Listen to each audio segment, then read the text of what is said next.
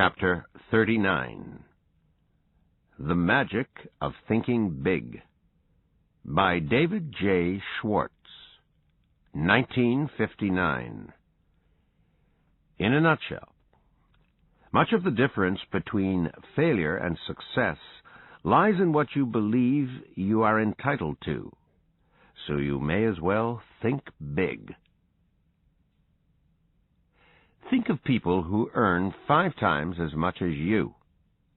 Are they 5 times smarter? Do they work 5 times harder?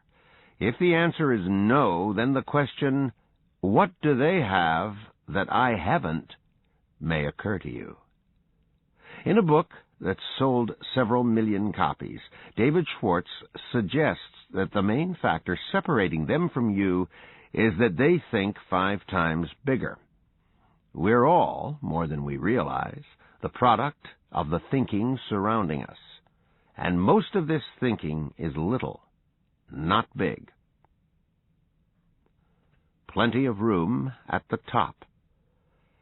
In the course of researching the magic of thinking big, Schwartz spoke to many people who'd reached the top in their field.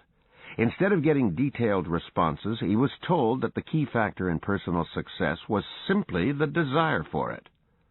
Rather than there being too many chiefs and not enough Indians, the opposite is true. Some people choose to lead, others to follow. Success isn't primarily a matter of circumstances or native talent or even intelligence. It is a choice. From the many little comments and asides that have been made to you throughout your life, you may have unconsciously written a log of the things you can or can't have, the person you can or cannot be. These daubs of paint may even have been applied by people who loved you very much, but the result is that it is not your picture. The magic of thinking big tries to show that, in fact, the canvas you work on is vast. Schwartz delivers the right quote by Benjamin Disraeli. Life is too short to be little. You must enlarge your imagination of yourself and act on it. Thinking big does work in relation to career goals, financial security, and great relationships. But it's more significant than that. You're challenged to see yourself in a brighter light, to have a larger conception of life. This is a choice that is no more difficult than the choice to keep doing what you're doing, laboring in darkness. You may feel that some of the ideas and suggestions are somewhat obvious or basic compared to more recent success writing. But, like the other older success classics, the magic of thinking big contains simple and powerful messages that do not date. The Quiet Route to Success. Schwartz's book is basically about getting ahead, with a fair amount of attention given to increasing your income exponentially, making that dream home a reality, and getting your children a first-rate education. It tells us how to think, look, and feel important. Is it simply a bland 1950s product of an achievement-oriented consumer society?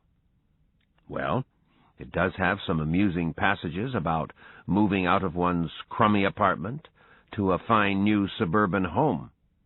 Readers presumably continue to be attracted because of its materialist promise. But the paradox of Schwartz's message is that to get the material results, you must know the immaterial. That is, you must spend time alone with your thoughts. Decisions arrived at in managed solitude, he says, have a habit of being 100% right. Action drives out thought, whereas leaders set aside time for solitude to tap their supreme thinking power. Belief is everything. There's nothing mystical about the power of belief, but you must draw a distinction between merely wishing and actually believing. Doubt attracts reasons for not succeeding, whereas belief finds the means to do the job. Schwartz was in conversation with an aspiring fiction writer. When the name of a successful author came up, The aspiring writer quickly said, "But I could never equal him. I'm not in his league." Knowing the writer in question, Schwartz pointed out that he was neither super-intelligent nor super-perceptive, merely super-confident. The writer had at some point decided to believe that he was among the best, and so he acted and performed accordingly. Most of us believe that the result of an event is the best indicator of how successful we are, yet events are much more likely to reflect our level of confidence. In Schwartz's words, belief is the thermostat that regulates what we accomplish in life. Turn the thermostat up and witness the results. Excusitis, the failure disease. Never depend on luck to get what you want. The only vaccination against excusitis, as Schwartz calls it, commonly known as failure's disease, is conscious self-belief. Schwartz knew that as soon as you hit a rough spot, your thinking is likely to shrink back to its normal size. Yet this is exactly when it's crucial for it not to do so.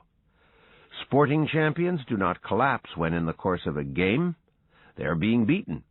Instead of building a case against themselves, they remember that they're champions. Tennis great Boris Becker tells up-and-coming tennis players that talent isn't enough. You must walk, talk, and think like a champion. Staying big. While it's said that a large vocabulary is a big determinant of success, what really counts is the effect that your words have on how you think about yourself. Instead of trying to use long words, Schwartz says, use positive language and see how it transforms your mood and the perceptions of others. Don't see yourself merely in terms of how you appear now.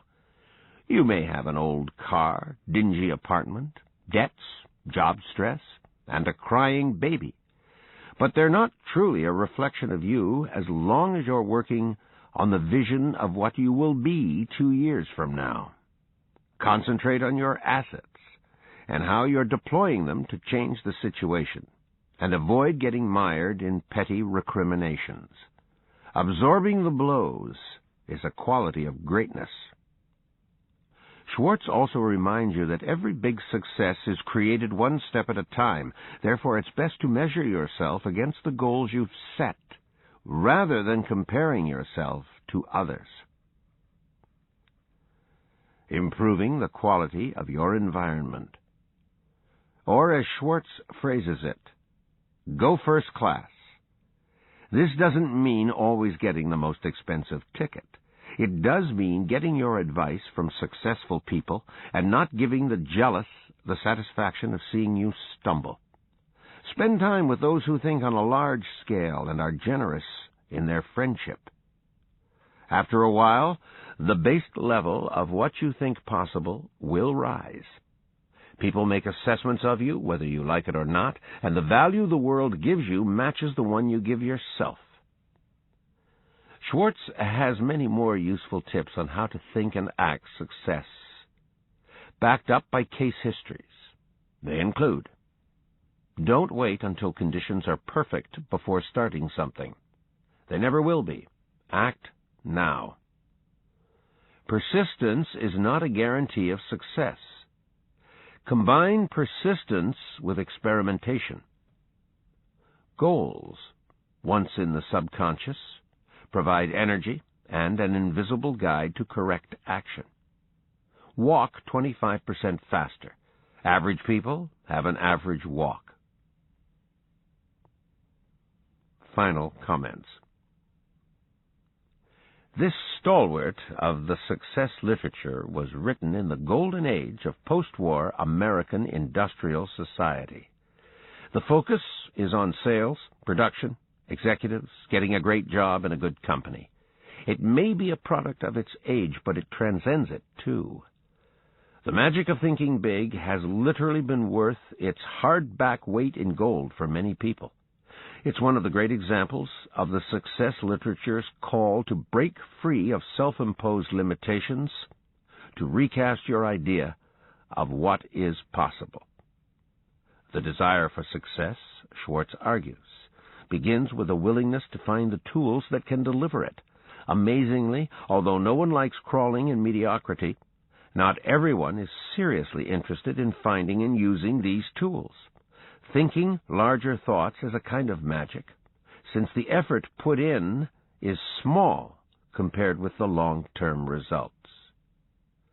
In the 1890s, a person named Gottlieb Daimler drew a three-pointed star on a postcard to his family and wrote next to it, "One day this star will shine down on my work." He co-founded Daimler Motoren Gesellschaft, now Daimler Chrysler.